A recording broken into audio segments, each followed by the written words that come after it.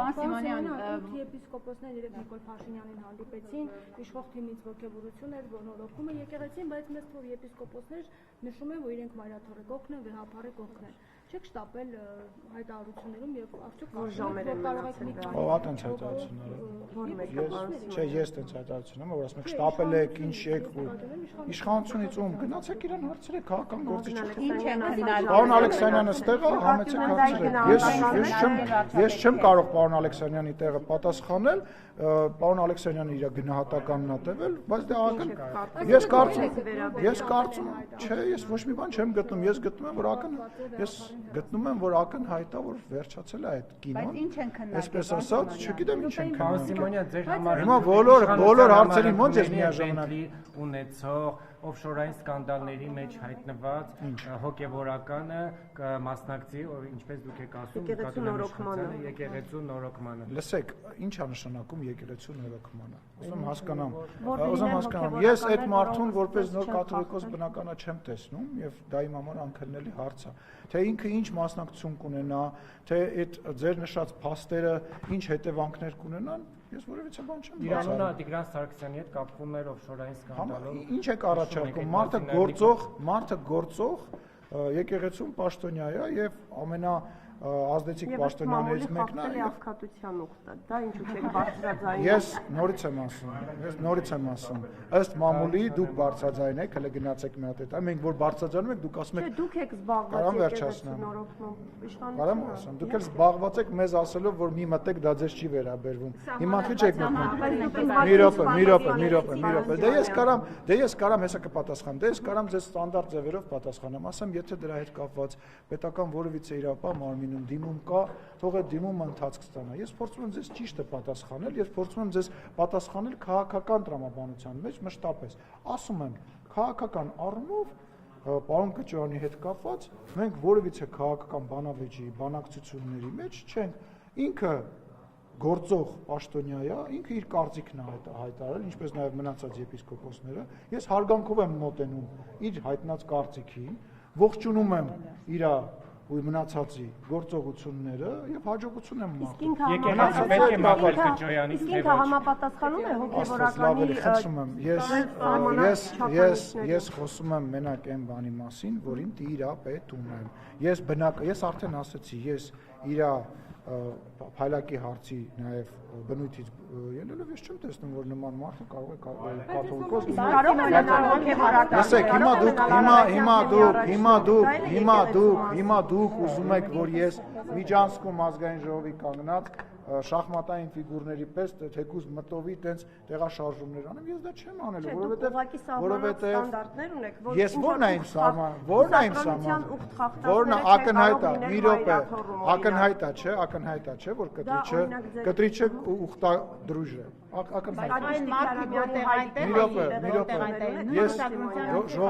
ժողովուրդ, եկեք խնդիրը կանում եմ, որ բոլորդ անընդհատ հարց եք տալիս, բոլորը Ես չեմ կարող տալ, բոլորը տալիս են, բայց ես չեմ կարող տալ։ Դե եկեք հերթով բան անենք, էլի խնդրում եմ։ Ես տվեցի արդեն հարցը։ Չլսեցի Ռուզան ջան, նորից դուր Ես ասում եմ, հիմա Ռուզան հարցը։ Հա, ես ասում եմ, որ դուք խնդիր եք դրել եկեղեցի հիմնական հիմքը, որը արշավ իրականացում կաթողիկոսի դեմ, դա կուսակրոնության ուխտը խախտելն է։ Հիմա դուք հավաքել եք հոգևորականների եւ Փաշինյանը հանդիպում է հոգևորականների հետ, որոնց մեջ ըստ մամուլի կա նաև կուսակրոնությունը խախտած հոգևորական։ Ինչպես եք մեկի մեղքով մյուսի մեղքը մաքրում, պարոն Սիմոնյան։ Իսկ նախ ով ասեց, որ մենք հավաքել ենք, ու ով ասեց, որ մեկի մեղքով մենք մյուսը մաքրում ենք։ Այսինքն ուզում եք ասեք, որ մեկի համար այդ ուխտադրույժը ներելի է մեր ընկալմամբ, մեկի համար տենց չի, չէ, տենց չի։ Մեր համար դա ներելի չի։ Խոսքը գնում է նրա մասին, որ իրանց ներսում process է սկսվել եւ այդ process-ի հիմքերում դուք գիտեք ինչ փաստաթուղթ է դրած եւ վարչապետը հանդիպել է եւ իրանց հետ քննարկել է այդ process-ը եւ իր գոհունակությունն է հայտնել, որ process է սկսել։ Թե հիմա այդ process-ի վերջում այդ սենյակի մեջ կմնա մի հոգի, 10 հոգի, 5 հոգի կավելանա, թե բոլորը կմնան, դա ժամանակի եւ գործընթացների հարց է։ Ես հիմա ոչ կարամ կանխատեսեմ, ոչ կարամ որևիցե մեկին այս պահին, այդ սենյակում գտնվող ինձ թույլ տամ գնահատական տալ, որովհետեւ իմ համար այս պահի դրությամբ ֆիքսված երկու բան կա։ Հայտարարվել է, որ գործող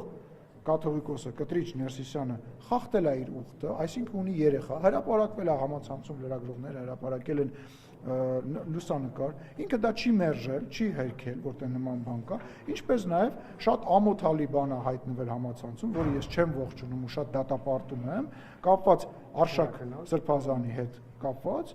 որը նույնպես այս պայծրությամբ փաստ է, մնացածը ոնց կգնա Հիմա Շողիկ ջան, գործընկերներ արդեն դժգոհում են քեզանից։ Խնդրում եմ, արի խնդրում եմ, էլի չգիտեմ, նույնիսկ չեմ լսում։ Չէ, մի րոպե,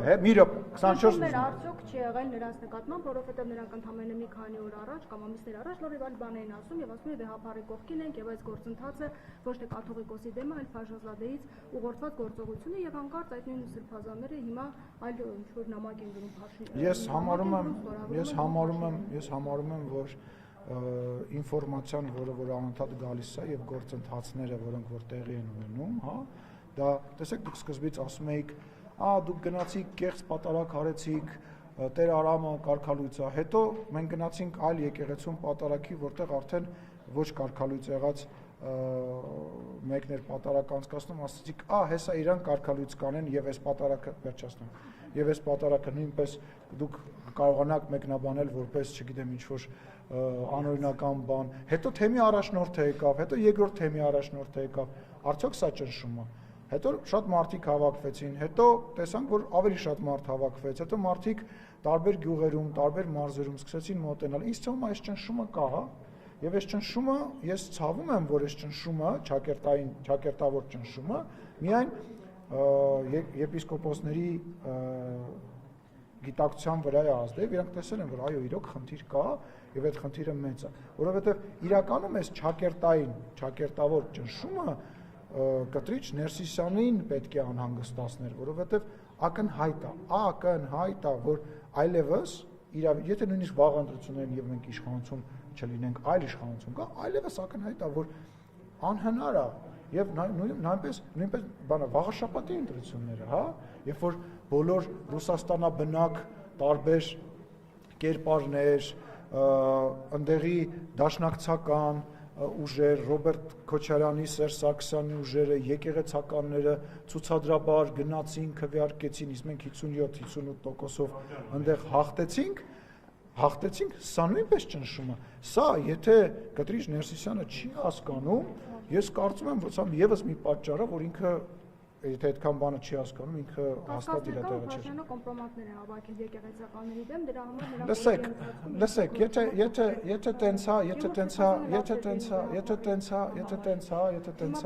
եթե տենց է, ուրեմն մենք դրա մասին ընդհանրապես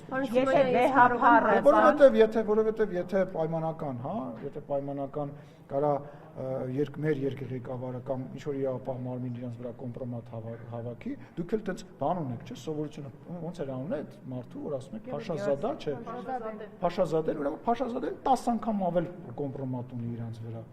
Եթե տենց, հա, ուզում եմ հասկանամ, դուք ձեզ թույլ եք տալիս, անձամբ դուք հարգելիս, անձամբ դուք որպես լրագրող, սա էլ երկրորդ անգամ է, նաև վարչապետին եք հասցնելու, ասում եք, բանը, Ադրբեջանի այսինչ ղեկավարը, եկեղեցու ղեկավարը, ինչ որ այա, նոր ասեցիք, որ Փաշազադեի հետ կարամ պատասխանեմ վատ, սխալ, բայց պատասխանեմ ձեր հարցին, թե չգթե գնամ։ Հետո կասեք ես տես չեմ, հիմա ինչ եք հարցում, Փաշազադեի անունը ով տվեց, դուք թե ես։ Ես այդ մարդու անունը ձեզնից եմ իմացել։ Իրենք ասում են, որ Փաշազադեից ուղղորդված պրոցես է։ Հիմա հարց եմ տալիս, եթե Հայաստանի Հանրապետության իրավապահը պայմանական ենթադրենք, կարա կոմպրոմատ ունենա ինչ-որ մեկի վրա, բա այդ ձեր նշած անձնավորությունը Փաշազադեն կարող է մի 5 անգամ ավելի շատ կոմպրոմատ ունենա։ Իհարկե կարող է ավելի շատ կոմպրոմատ ունենա։ Իսկ ի՞նչ է սրանից բխում։ Սրանից որ բխում է, որ ամեն ինչ ինչ-որ տեղի է անում, ճիշտ է։ Հիմա դուք ասում եք, հիմա դուք ասում եք, խոսում եք, որ իշխանությունը ինչ-որ ճնշում է գործադրում, որտեղ կոմպրոմատ ունի, հա։ Դե ստացվում է, որ հակառակորդ որևիցե թշնամական ձևով տրամադրված որևիցե երկիր կարող է մեր բարձրաստիճան եկեղեցականի վրա կոմպրոմատ ունենա եւ այս դեպքում չասի, որ հրաժարական տուր, այլ ասի կլինի դուք օրինակ պայքարեք գործող իշխանության դեմ, որտեղ գործող իշխանությունը մեզ ձեռ չի տալիս։ Հիմա սա խնդիր է, թե խնդիր չի։ Այսինքն մենք քննարկում ենք կոմպրոմատը Հայաստանի Հանրապետությունում ինչ որ մեկը ունի թե չէ, բայց չենք քննարկում, որ այդ կոմպրոմատը կա։ Այսինքն կոմպրոմատը որ կա, մեր մոտ կոնսենսուս է։ Անինա, հետո դու։ Իշխանության համար Կճոյանը այլևս Բենթլի Կճոյանը։ Նորը պատասխանեցի եթե։ Նաև Քյարամյանին հաշվել եք օրինակ Կոտայքի թեմի առաջնորդով հայտարարության տակ ստորագրել եք ինքը կուսակրոնության ուխտը խախտել եք։ Լսեք, Անի ջան, ես իմ նախկին գործընկերների վերաբերյալ նման մեկնաբանություն չեմ կարող տալ։ Դուք պարոն Քարամյանի հետ կապվեք, իր հետ խոսեք։ Ես իր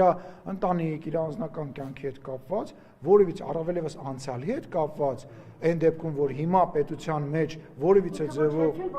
խնդրում, բայց ես ճիշտ ես համարում, որ ես ինչ որ հիմա մարդուն, որը որ ստեղ չի, որը որ պաշտոնյա չի, ես իր ընտանիքի հետ կապված մեկնաբանություն տամ։ Ես դա չեմ անելու։ Ես իմ կարծիքը ընդհանուր գիտեք բոլորը եւ ես այդ նույն տրամաբանության մեջ եմ, բայց խորանալ առավելևս ես մանրամասները չգիտեմ, ձեզնից եմ լսում, ես ինձ կոռեկտ չեմ համարում։ Շողի, Անի ջան, չեմ ճանաչում Գևորգ Սրբազանին, անձամբ չեմ կարող ներողություն ավարտեմ։ Ձեր կարծիքով մի անձնավորություն, մի Սրբազան, ում կյանքը փրկել է վեհապարը, հիմա Նիկոլ Փաշինյանի առջև խոնարհվում է եւ ով է խոնարհվում, չեք տես բաներ ասում, չեք ոչ մեկ դրանք կադրերում են, որոնք ոչ մեկ բոլորը խոնարհվում են միայն իրանց ծնողների, իրանց հարազատների, շիրիմների եւ Աստծո առաջ մենք որևիցե մեկի հետ կապված նման հարցեր տալը կարծում եմ կոռեկտ չի։ Այդ մարդիկ արել են որոշում են կայացրել, արել են գործողություն, որը որ նույն նպատակը ունի, ձեզ թվում է կտրիչը, ասեմ կտրիչը, կաթոլիկոսը չէ, ձեր ում չէ, Կճոյանը կամ ում անունը տվեցիք, որ ասեցի չէ, հա, ձեզ թվում է այդ մարդիկ բոլոր այն գործողությունները, որոնք որ անում է քաղաքացիական պայմանագիր կուսակցությունը կամ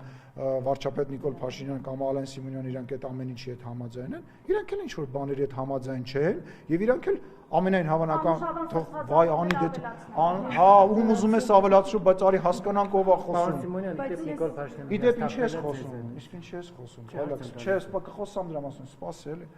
Այդ բոլոր մարդիկ տենց ուրախ են եւ գնում են Նիկոլ Փաշինյանին ընտրում ընտրություններին, կարող է եւ չէ, բայց կա խնդիր, որի շուրջ այդ մարդիկ հանդիպել եւ խոսել են, շողիկ, հետո փայլակ։ Պարոն Սիմոնյան,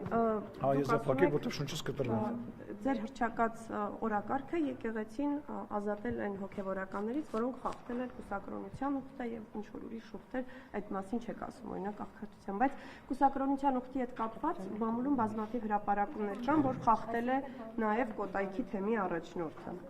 Հիմա Կոտայքի նույնպես չհերքված տեղեկություններ։ Հիմա ամիսներ շարունակ այդ մասին այդ օրակարգով եւս լուսանկարներ կան եւ այլն։ Ինչու օրինակ դուք իշխանության մյուս անդամները չեն բարձրացնում նաեւ այն հոգեվորականների անունները, որոնք եւս ըստ մամուլի խախտել են կուսակրոնության ուխտը։ Սա արդյոք չի նշանակում, որ ընտրողաբար եք մոտենում, այսինքն ովքեր ձեզ աջակցում են, իրենց վերաբերյալ հայտարարություններ անում եք, որ խախտել են, ովքեր որ չեք խոսում, իսկ ովքեր հակառակը դուք համարում եք, որ պետք է հեռանան։ Նախ եկեք կոչենք դա պայմանականորեն վեթինգի համակարգ, գործընթաց, հա, եւ երբ որ մենք խոսում ենք վեթինգի մասին, այդ վեթինգը հիմնականում պետքա իրականացնեն այն մարդիկ, ովքեր որ այդ համակարգի մաս են եւ մաքրեն այդ համակարգը ներսից։ Չէ, բայց դուք էլ եք այդ աշխատանքը։ Շողիկ, եւս մեկ անգամ ինձ ընդհատեցիք չկա։ Շողիկ, կարող է շատ սխալ բա, կարող է սուտ եմ խոսում, բայց դա քեզ չի վերաբերվում։ Դու պետքա լուսաբանես։ Հետո մյուս հարցի մեջ կասես հանցալ անգամ անընդհատ ինձ ընդհատելով ես հիմա չեմ հիշում դու հարցը ոնց տվեց ես հիմա նստած ընտրողաբար եք մոտենում մենք ընտրողաբար չենք մոտենում Ես բարձրաձայնում ես հրաժարվում եմ պատասխանը որովհետև անընդմեջ է դա տեղի ունենում մի անգամ չէ դու անընդմեջ թող խոսեմ թող սուտ ասեմ վատ բան ասեմ սխալ բան ասեմ բայց Իսեր Աստծո, թող վերջացնեմ խոսքս Նիկոլ Փաշինյանի հիասթափել չի փրկում խանգարում է միտքս կտրում է Նիկոլ Փաշինյանը ինձնից չի հիասթափվել, այդպես բան մամուլներ գրել այդ մասին այսօր։ Ես կասեի մամուլներ գրել։ Շնորհակալություն։